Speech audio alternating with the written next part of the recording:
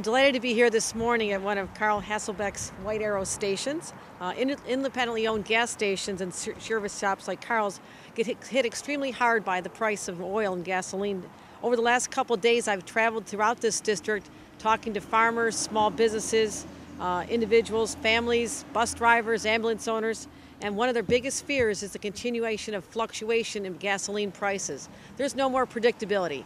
No one can predict what's going to happen, and one of the problems is the oil speculators, and I'm going to address that. Never before we had a higher gas average for this past spring than we have this year.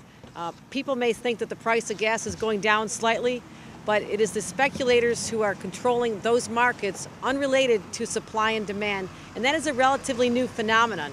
That is what's been occurring since about 2002 to 2009, that oil speculators have had a stranglehold on the markets in this country versus traditional supply and demand issues. And as we enter the summer season, there's no telling what's going to happen, and that's a big fear among many people who want to go out on that family vacation that they've been planning all winter, or the farmers that you'll hear from shortly, and the impact on their cost of doing business. So whether you're paying for gasoline, home heating oil, electricity, or high energy prices, fluctuations affect our economic growth. We need to focus on fixing what is a broken policy in this country that brought us here to this day. That's why I'm calling on Congress and the President to enact a comprehensive energy plan to make our nation more energy independent, lower gas prices, and reduce the deficit by closing tax loopholes for big oil companies. First on our agenda, we need to take immediate action to end excessive speculation in the oil markets. Last year, the United States produced over 2 billion barrels of crude oil, highest production since 2003, and yet prices continue to skyrocket. A growing part of that problem, as I said, is the speculation in the energy markets, which wildly distort the prices. Last year, the chairman of the Commodities Future Trading Commission, which oversees commodities markets, said that 80 to 87% of oil future market is now dominated for the first time ever by hedge funds and other financial dealers. These are not individuals who have an interest in the end game. These are not farmers trying to hedge their bets or airline companies that are concerned about what their future profits would be based on the price of energy. These people are simply driven by profit. Some estimate that the excessive speculation can translate into as much as 50 cents per gallon at the pump. I want to tell you also, if you're filling up your gas pump here and you've got a Honda Civic, $7.30 of that price is because of oil speculation. If you're filling up an F-150 like our farmers often do, over $14 is related, and that price is because of oil speculators. A lot of people don't know that. I think it's important to shed the light on that problem. Which is why I introduced a bill that deals with this very specific problem. A few weeks ago, I introduced a bill which would direct the Commodities Future Trading Commission to prioritize regulations on this market. Right now, they're overflooded with constant issues and other priorities that they seem to have. I am making them laser focused on this problem so we can start getting this under control. And I'm calling on them within 14 days of the enactment of this bill to start taking action against excessive speculation in the commodities markets. But that's not the only thing we have to do to have a comprehensive energy policy in this country. We need to continue that supply of oil comes to American producers. That's why I support the approval of the Keystone Pipeline. Not just the jobs it'll bring, but if you think about it, that oil is going to go somewhere from Canada. The question is, do Americans want to be first in line, or we want to cede that to the Chinese, who are very willing to be first in line for this? That's why I'm calling on the President and Congress to take whatever steps are necessary, and I have voted multiple times as a member of Congress in support of the Keystone Pipeline. We could be bringing over 11 million barrels of petroleum per day because of that pipeline. It's not an immediate panacea. It's going to take 10 years to get that oil to us. But it's time we start thinking now about our energy independence, and the Keystone Pipeline is an important part of that.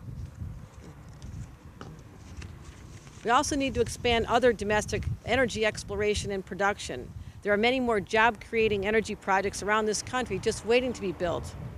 In Congress, I helped pass something called the Pioneers Act, which would increase development of offshore and natural gas drilling. This expanded domestic production is projected to create over 1.2 million jobs and increase federal revenues by $4.3 billion. We also have to make sure that oil companies that are currently leasing federal lands for future productions start using it. My view is you use it or you lose it, because oil companies are squatting on millions of acres of land, federal lands, but it's never developed. That's why I support efforts to require oil companies to develop the lands they lease or lose their leases so other firms have the opportunity to explore for energy. Last but not least, we need to continue reducing our dependence on foreign oil by developing alternative energy sources. Western New York is a national treasure and an economic engine by the hydropower we have here at the Niagara Falls facility, which saves taxpayers $134 million per year and reduces our dependence on foreign oil by more than 2.5 million barrels per year. But we also have to do more. We have to invest in renewable innovations like the Synergy Biogas project in Wyoming County that I visited a few weeks ago with Senator Schumer. What a fascinating project that was. Right on our farms just down the road in the next county, they are now becoming energy independent. In fact, using the waste products and the manure from those facilities, they are now able to take surplus electricity and put it on the grid, sending power all across this state. We also have other facilities such as the ethanol project that we have up in Medina, another energy efficient opportunity for us to use biofuels and be much more energy independent. So we've got a long way to go. But my view is that immediately I'm calling on enactment of this legislation to get the Commodities Future Trading Commission to get the oil speculators under control so we can help people like Carl and people like Julie who have to endure the high prices of gasoline because of forces unrelated to supply and demand, and that's what's occurring in this country. So America needs an ambitious, all-the-above energy policy, which I support, and we have to get started right now. So I'd like to turn it over to Carl and get your perspective on what's been going on with energy prices, because you certainly hear about it from your customers. I do. And it's frustrating for you. I do. Would you identify yourself, please? I'm Carl Hasselback. I'm a petroleum wholesaler. I own the property that's behind me. People ask me why they're paying $4 a gallon for gasoline. The reason you're paying $4 a gallon for gasoline is Wall Street, investment banks or whatever. I've been in this business for 45 years. The first 35 were very uneventful. A large price increase for us up until maybe 2003, 2004 would be a penny or a penny and a half. I get price increases now, 8 cents, 9 cents, 10 cents a day, up, down, all over the place. Hurts my business because of the cost of carrying the receivables at $4 a gallon. It hurts my business because demand is down all over. But the consumer gets hurt with $4 gasoline. And I'm telling you right now, the 56 cents that she alluded to is nowhere near what I believe the number is.